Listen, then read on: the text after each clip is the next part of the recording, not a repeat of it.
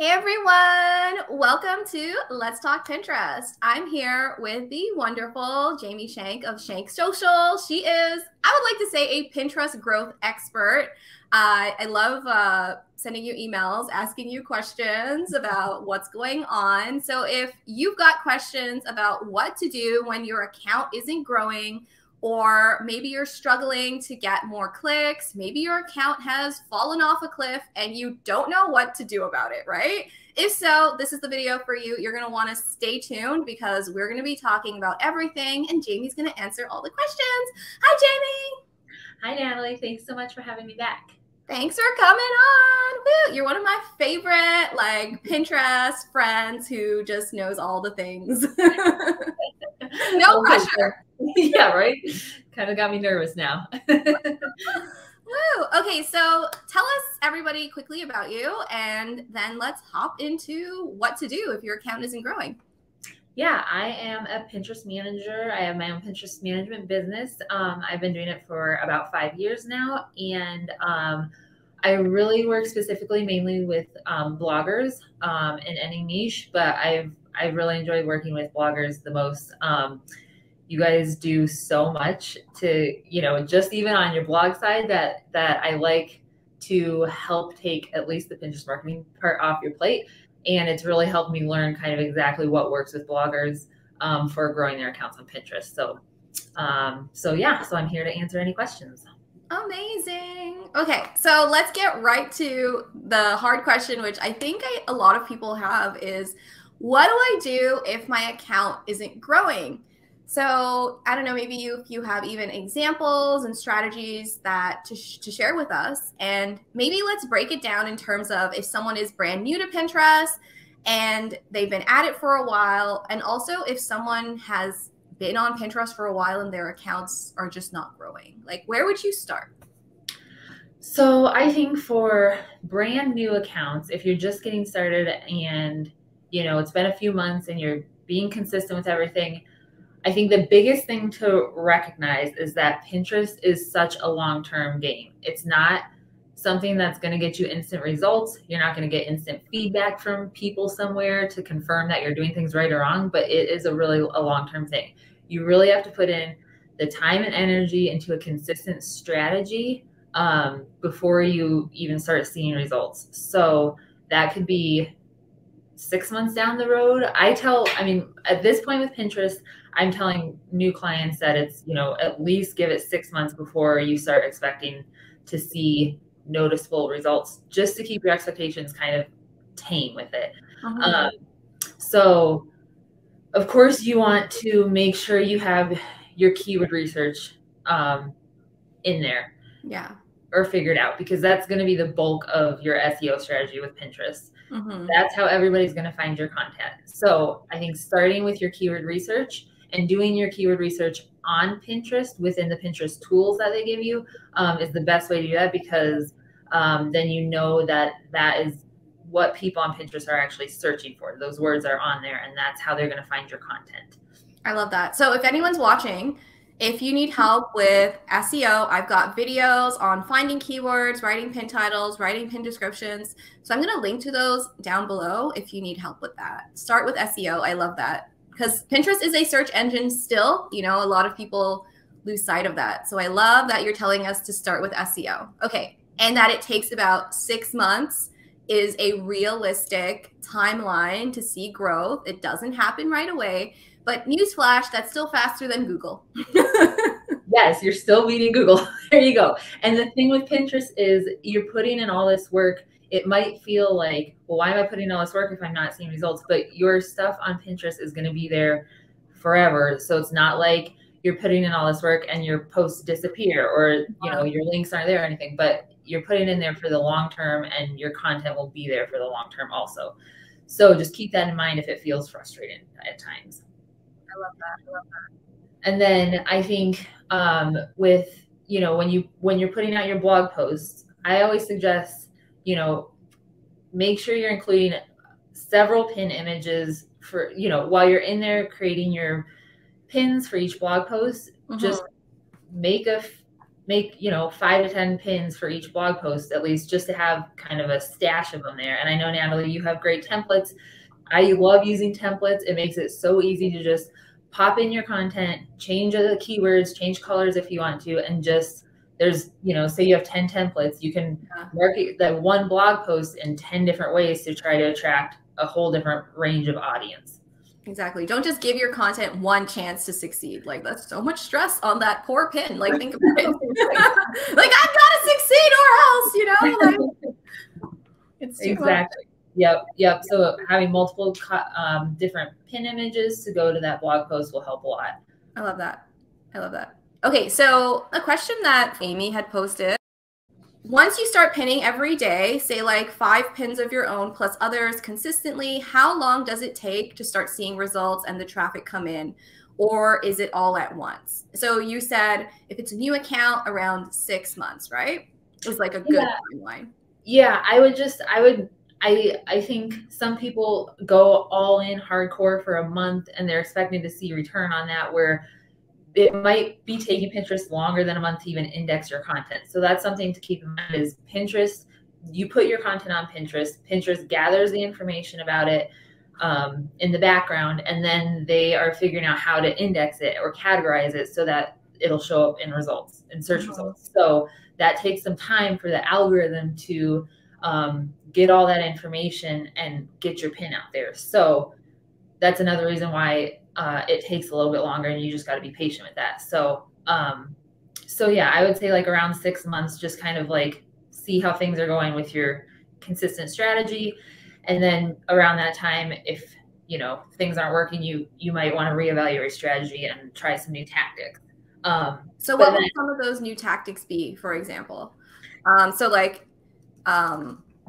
would some of those strategies be for if it's... So it kind of depends on what you're starting with. So if you have the content to be using all 3 types of pins that Pinterest usually currently has, like static pins, video pins, and idea pins. Yeah. I always recommend diversifying your content. So use all 3 types of pins because you never know which one's going to take off. You never know which one Pinterest will be pushing at any given time. So you want to just give your content the best chance of succeeding by using all 3 types of pins.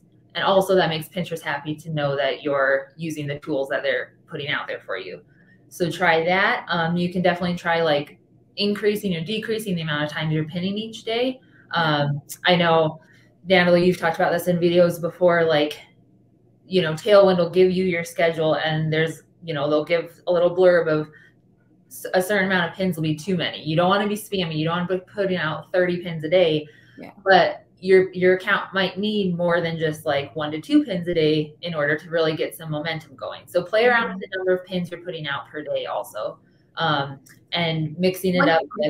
So if these changes we're making, would you suggest, so like in my mind, I'm like, if you're going to try a different strategy, like pinning more, pinning less, pinning idea pins if you haven't been doing it, or video pins, for example, I would say that you want to stick with that at minimum 2-3 months before you can even see a difference, maybe even 3 months, right? Like, would you say like if you do a change, you stick with that change for a couple of months before you even see a difference, right? Absolutely. Yep. And that's a great point. You don't want to go changing 10 things at once because you'll never know, okay, which one of these was the one that helped my account take off. You want to make small tweaks, stick with those tweaks for a few months, like you're saying, and then reevaluate. So it's every few months you're kind of reevaluating your strategy. I track all the changes I make, like what date I, increase the amount of pins I'm putting out or whatever. So then you can really go back and recognize like what change you made is helping your account or hurting it in some cases, if it's not working. But yeah, definitely stick with those little changes for a chunk of time so you can really give it a chance to make a difference. Yeah, I love that because as you mentioned, so in case anybody doesn't know, say you upload a new pin to Pinterest, right? Pinterest itself has to, like Jamie said, decide what is this pin about? What is this content about? Who should I show it to? And I've asked others about this, and some accounts, it takes my account about 3 weeks to index a new pin. but it can take, that means 3 weeks for me to be able to search and find my pin in search results, not find it on my profile, find it in search results. So that's a good way that you can test. Like say you pin today, look for your pin and be very specific with the search terms and see how long it takes for you to find your pin in search results, right? So then if you think if that takes 1 month, okay, let's give it a couple more months to give that change time to like have an effect, right? Right. One pin isn't going to make a difference. Exactly. And along that same line, like I just keep a spreadsheet. Well, for everything Pinterest, everything's in a spreadsheet, but in part of my spreadsheet is like the pin title and description. So I can easily just grab a pin title, just copy and paste it into the Pinterest search bar and search for whatever that pin is. And that can make it super easy. You know, a regular user isn't going to go onto Pinterest and search for your exact pin title. However, you're just going to see where your pin is showing up in search results. So you can go in even in an incognito window, because then, you know, your data is not saved. It can't influence that. But you can go in, search for your pin title, and you can see if it's popping up yet or not. And that'll kind of give you a quick idea of whether your pins are getting indexed yet, or if you need to check again in another week or so. I love that. And then it also just reminds you, like, you can help Pinterest to index your pins properly by just being clear on two fronts, visual cues and text cues, right? So Pinterest is looking at your images to decide what is this about, okay? So just be super clear with the photos you choose, and same with your text. Like, don't choose some like font that they can't read, right? Like, just be very clear. And it's going to help with your audience as well, right? I love that. This is a good question that was also asked. Christine asked this question.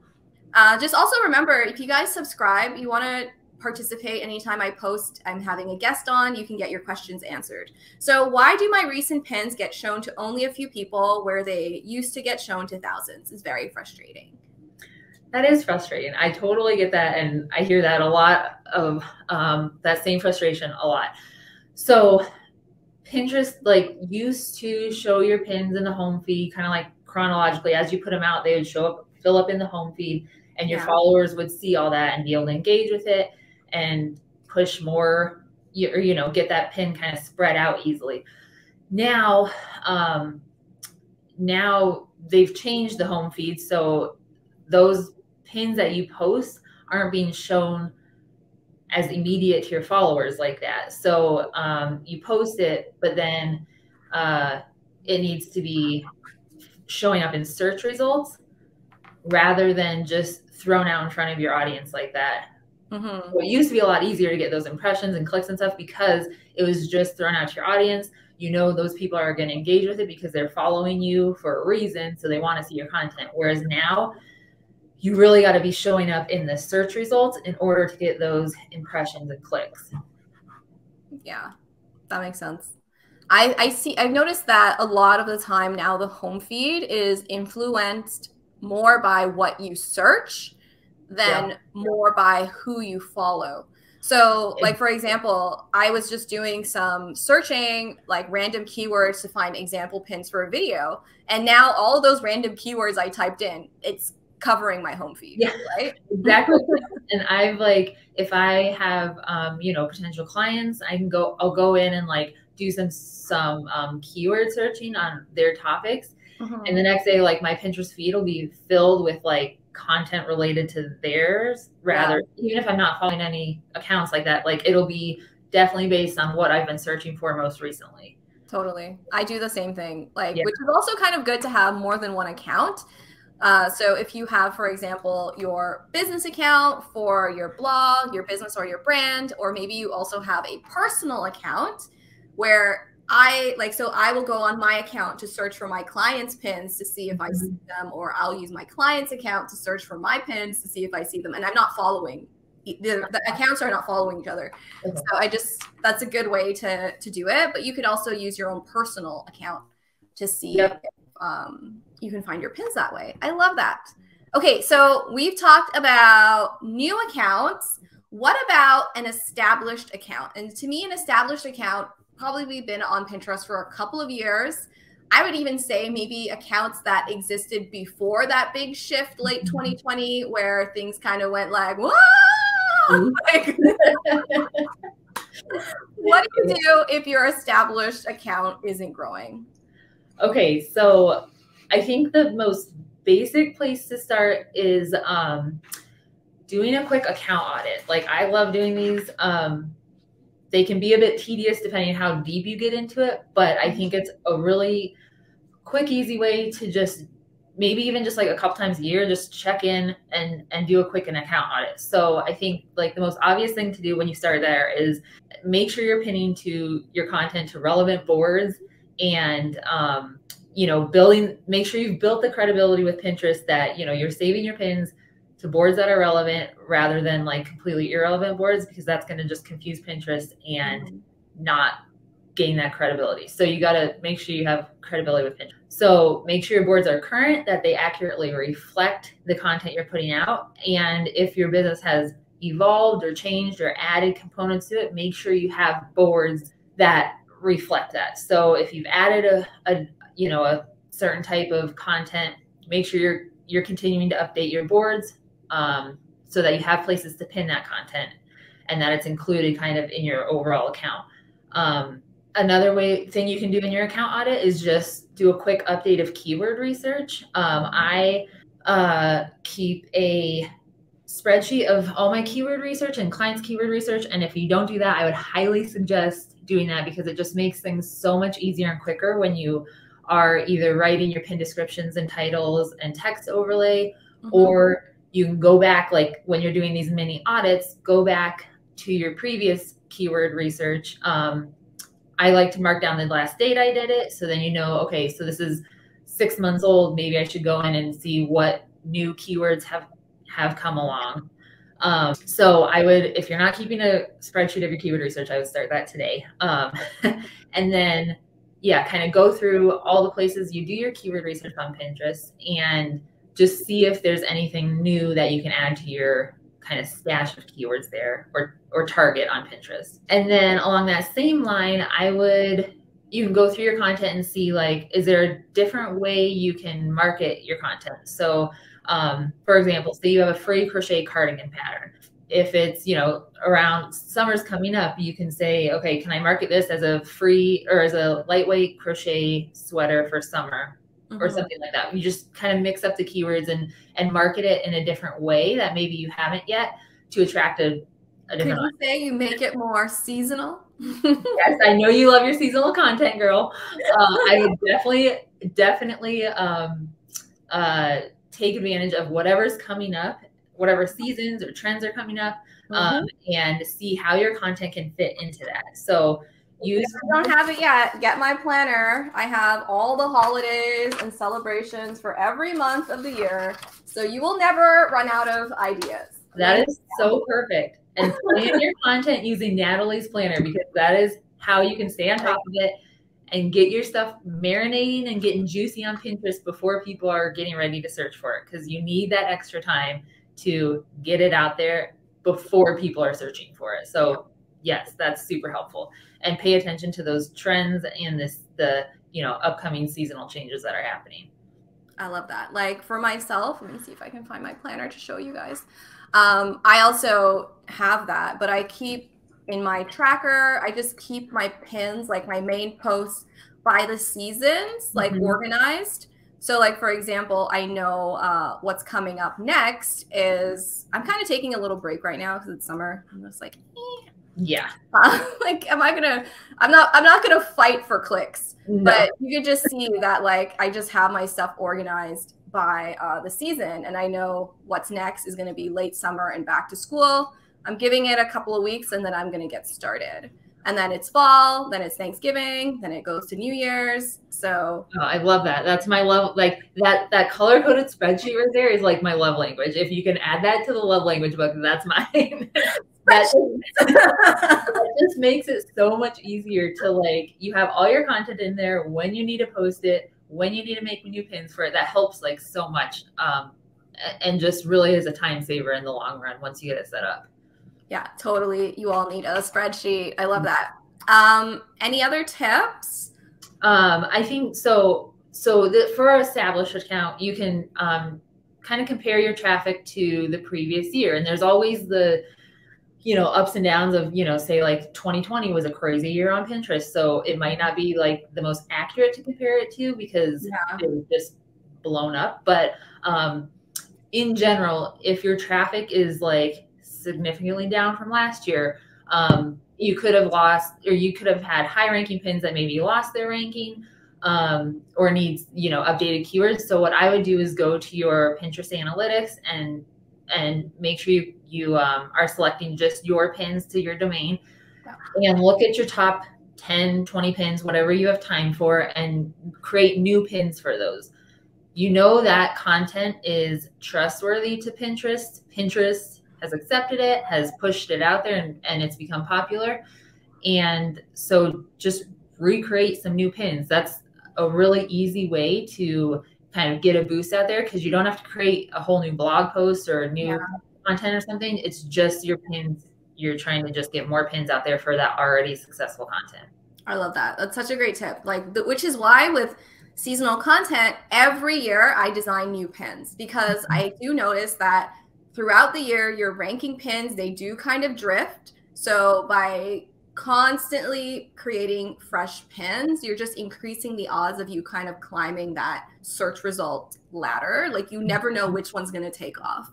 And you got to just keep like playing those cards, like just keep playing and hope that one takes off. I love that. Yeah. And along with that, I want to share a quick example. I have a client who, she has had a busy year, and she's a blogger, and she hasn't actually posted new content on her website for a year now, which I wouldn't recommend doing, but life happens. We all got to deal with it. So we're just trying to kind of maintain her presence on Pinterest since she doesn't have new content. So we had a full year of using, templates, kind of a rotation of 10 to 15 templates for her patterns. And then since it's been a year, I was like, we need to freshen this up somehow because we're not having new content or photos. So let's create some new templates. So we have a new batch of 10 templates and just presenting it in a different way. It's still the same content, but those new template pins have gotten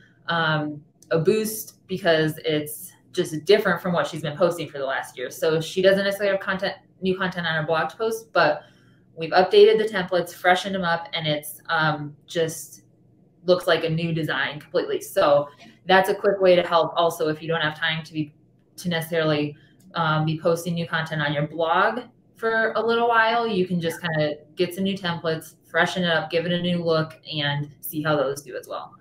I love that. That's a great tip. Like you always, especially I would say that if your pins aren't getting clicks, you definitely want to update them. Like it might not be a Pinterest thing. It might just be that your pins aren't working and people aren't interested in them. Like sadly, that happens. So this is a great segue for this question that Horaya posted. I'm doing affiliate marketing on Pinterest, but no views, no clicks. Any suggestions for if anyone's sharing pins that aren't getting any clicks on them? So I personally, I don't know, Natalie, about you, but I know I do not have experience with affiliate marketing on Pinterest. I know there are some Pinterest managers who specialize in that. So I do believe it takes a specific strategy. Do you have any experience with that, Natalie? I still believe that the best way to affiliate market isn't like sending someone to a sales page. It's creating the content that has the affiliate product links in it. So like it's pin links to blog post or video or podcast episode that mentions the affiliate product.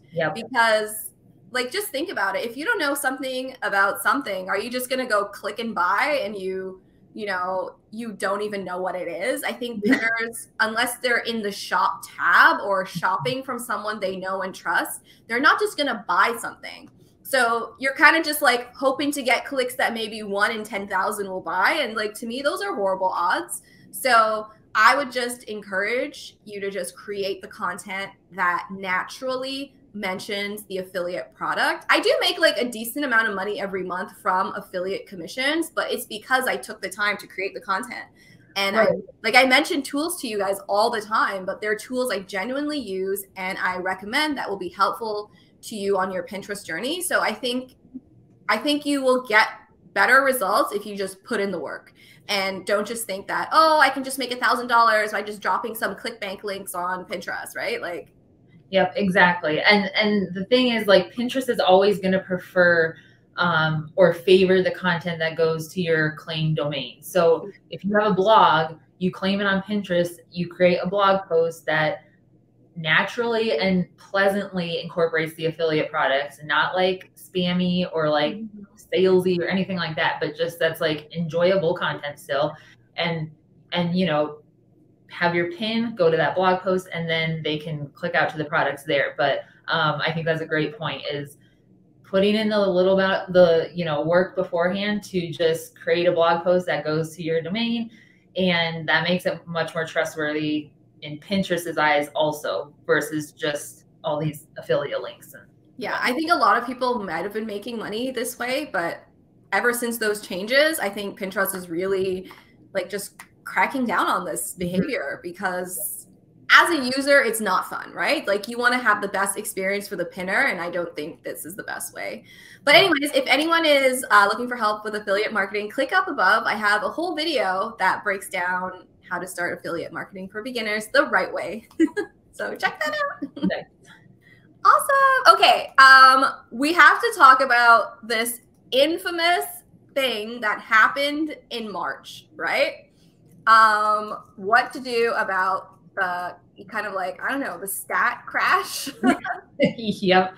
in March 2022, right? Like, what do you do about this? I think I'll show you a screenshot. I'm sure, people, don't get triggered. Yeah, everyone just take a deep breath. Okay. It's gonna be all right. Okay. What is this, and what do we do? I have several screenshots that look the exact same way. So there was some sort of algorithm update or glitch that happened in around the second week of March 2022, and it caused this giant like cliff of analytics. And some people recovered from it and it bounced back, and like they lost some traffic for a few days, but it bounced back and it was fine. And other accounts seemed to be just take that crash and like it never recovered. So I had a client who was part of that group who had that crash and never recovered. Their analytics look like that. I can share a screen show us that also. So we've got this here at the end, that big dip, and then this was their Google Analytics. So that kind of, I always like to cross-reference with Google Analytics just to see if they're seeing the same thing, and that clearly showed something was wrong with the account. Their account was getting about like 100 clicks per day from Pinterest, and it went down to less than 10 per day. So as you can imagine, that was a little devastating. So it seemed like in the groups that I were part of, people were reporting back of whether they were pinning every day or they were not having pins go out every day. And it seemed like the accounts that were pinning every day seemed to bounce back from the update or glitch or whatever it was.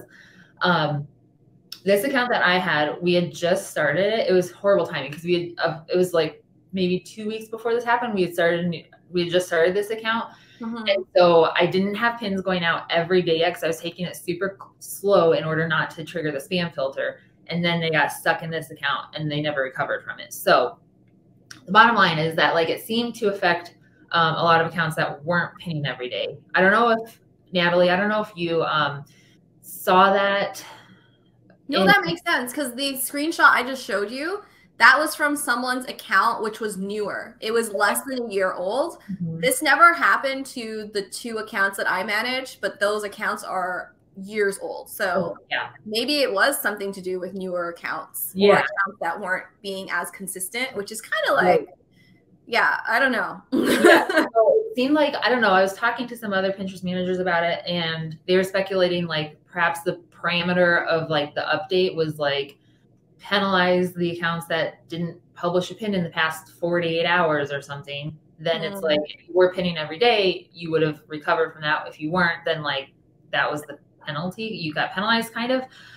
I don't know. I feel like we can only kind of speculate with the control algorithm, and you just kind of got to go with your analytics. And anyways, so so with this account, they weren't recovering from it. So we decided to start a new account. And starting a new account isn't going to penalize you at all. It's not going to be a red flag. It's not something you want to just like do every week if you're not seeing the results you want. But it is a kind of like a last resort tool of like, okay, I'm seeing zeros across the board. That means like 0 impressions, 0 outbound clicks, 0 saves. And if you're monitoring that over time, they're not increasing at all. So watching this account over a few months, if you know, all those stats are still at 0, you know something's wrong. Yeah. You want to check to see if you're in the spam blocker, of course, by contacting Pinterest and seeing if they can give you an answer for that. If you got accidentally marked as spam or caught in that somehow, you want to rule that out first. 1 second. So if anyone needs help with that, click up above. I did a whole video about that, so you can get help. Yes, that video was helpful. I love that. Yeah, if you're not in the spam blocker, and then what's their next step? So you're not in the spam blocker, and you know you're kind of like doing Pinterest best practices with everything, kind of the general things we've already talked about, keyword research, like relevant content, all of those. And your stats are still staying at 0, that's when you would consider starting a new account. So in order to do that, you would leave your old account as is. With a new account, you won't lose any of the old account's traffic. You'll just be kind of starting fresh, since the algorithm is kind of like confused about what's happening on your account. So it's kind of just like a reset button for your account, without losing the previous work you put into it. So with that, your followers will be reset also, but don't freak out about that. Like, I totally understand how devastating it would be to go from like 100,000 followers to 0 or something, but I would cry for days. I know.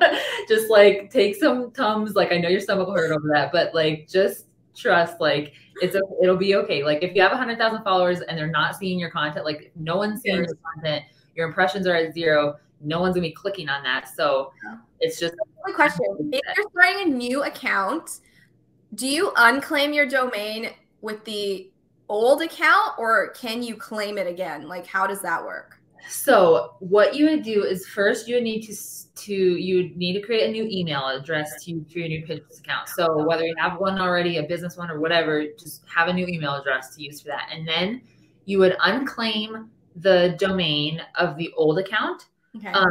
And then I would recommend waiting a few days, like 5 to 7 days before reclaiming the domain on your new account. Okay. And like I mentioned before, you can leave the old account as is. What I did for my client was we just added a keyword to their old account name. So we could use their old account name as the new account. This gets kind of confusing, but you can use I get what you mean. So like, see how, and this is also something I've thought about because I foolishly started my Pinterest account with my human name, not my blog name. And now I have like 70,000 followers, and like, I'm like, okay. So I want to start a second account for my Pinterest stuff with my human name. Yep. So that one is just like NatalieBardo like .com, but there's no dot, right? So there's 2 of me, but like, they're different. So right. Yep. So like say your old account is like Natalie Bardo, you could add like Natalie Bardo goal setting or whatever, just like a keyword in there, and then use your Natalie Bardo for your new account. So then you don't have to change any of your social links or anything like that. It'll just stay the same. And that's just kind of the easiest way to do it.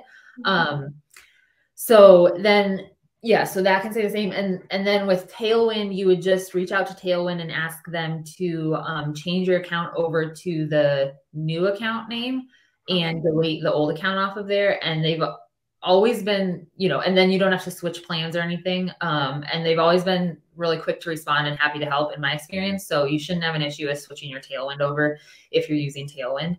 And with your new account, it should revive all your old pins as once you claim the domain on the new account. And those won't show up in your created tab, but they will still show up in your analytics. You know, all your top pins and stuff like that, that'll still show up.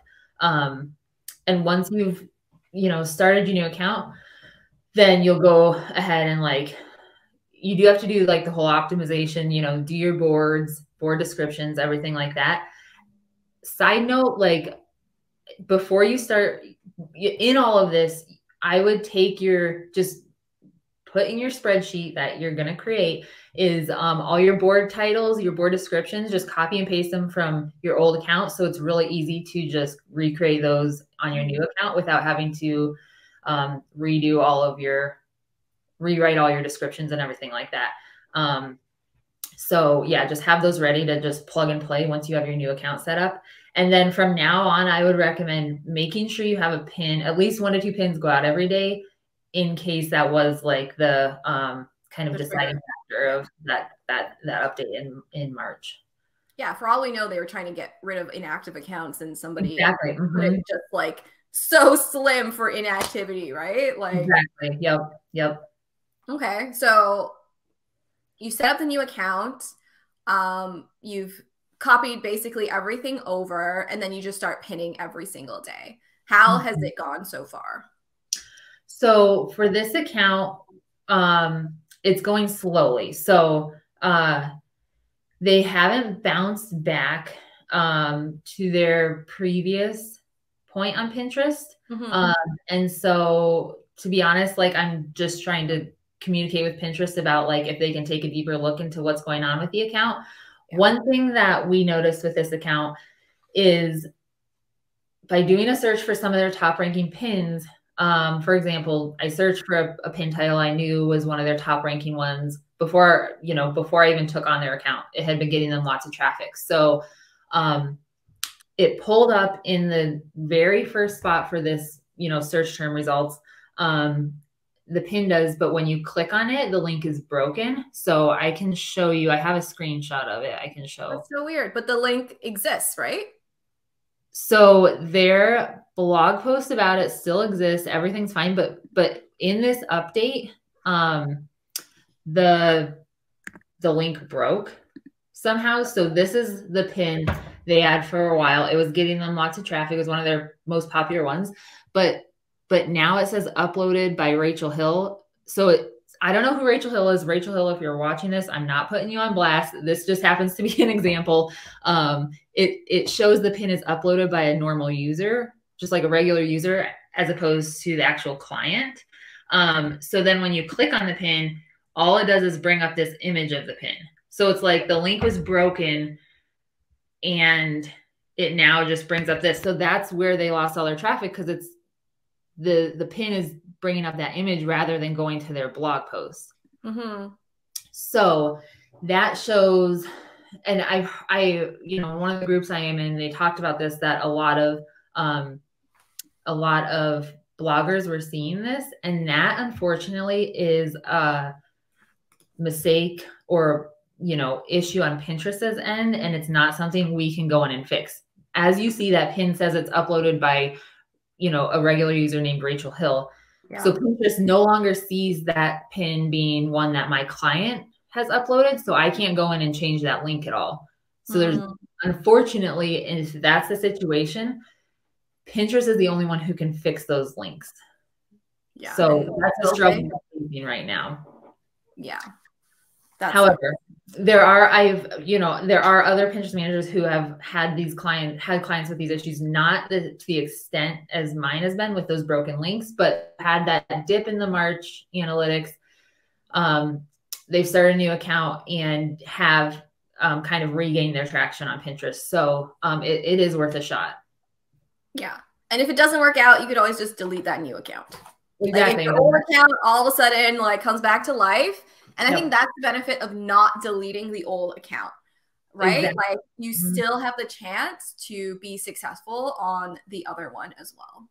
Exactly. Yep. It doesn't just have to go away. You just want to keep tracking it and just kind of check in once in a while, see how it's doing.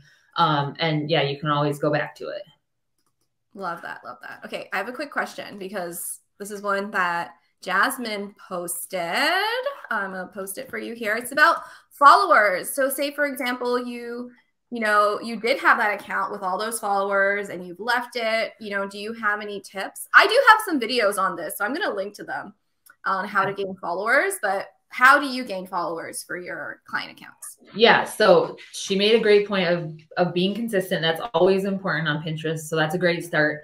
I would suggest putting your Pinterest profile link out there. Like you got to get it out there, include it in your email footer, share it on Instagram, wherever you're connecting with your audience already, like put your Pinterest link out there or use call to actions to encourage people to follow you on Pinterest. If you put out an email newsletter, put it in there, link to, I have one client who in her email newsletter, she'll include say 4 free crochet patterns. And after the crochet pattern, there's a link that says pin it for later. So the link is already connected to Pinterest. All they got to do is click on that to save their pins. So that's not going to the follower, but it is getting them on Pinterest. You can do something like, in your blog post, say, if you're looking for more easy dinner recipes, check out this Pinterest board I have in it and connect that link directly to the Pinterest board, or follow me on Pinterest for more, easy dinner recipes or whatever you're putting out there. But there's so many different ways you can just easily put your profile link out there and just include a call to action to go follow you, and make it exciting. Like what they'll get when they follow you, or like what kind of awesome content you'll be sharing and why would they want to follow you and stuff. So it's super easy. Just put a quick sentence or a little blurb in there wherever you're connecting to your audience. Something that I love that you could even do is you can use the Pinterest widget builder. It's completely free. And you can just you can have this thing and you can embed it anywhere on your blog or your site, and people can follow you. Like it's free, you can just embed it. Yes. And having that on your site on your website is so helpful. Just like, it's such a small, easy, quick thing you can do to like really encourage people to follow you. You definitely want that on your website. So, and you can customize the size you want. It just shows your recent pins. And yeah, that's something else you can do. I've got videos on all of this. I did a video, I think, on the top 10 ways to promote your Pinterest account for free. And a lot of what you mentioned, like, in your emails, tell your followers other places to follow you. You could do a contest where, like, to enter, they have to follow you on Pinterest, right? There are plugins that allow you to do that. There's so many ways to gain followers. But personally, the only one I do is just pin consistently, and I'm at 71,000, so it works. Consistency is key. There you go. You got to do that. Okay. I love that. Okay. Do you think any other final tips? I feel like we've covered a lot here, right? So if you're new, if you've been on Pinterest for a while, if your account has flatlined, Jamie has provided you strategies to recover and start growing. Woo! Yay. And above all, I think just take a deep breath and just look at your, there you go. Like, just breathe it out. Pinterest isn't against you. Just look at your analytics, go back to the data, and really, I would just encourage you to track the changes you make so that kind of like you can really figure out what's working, what's not.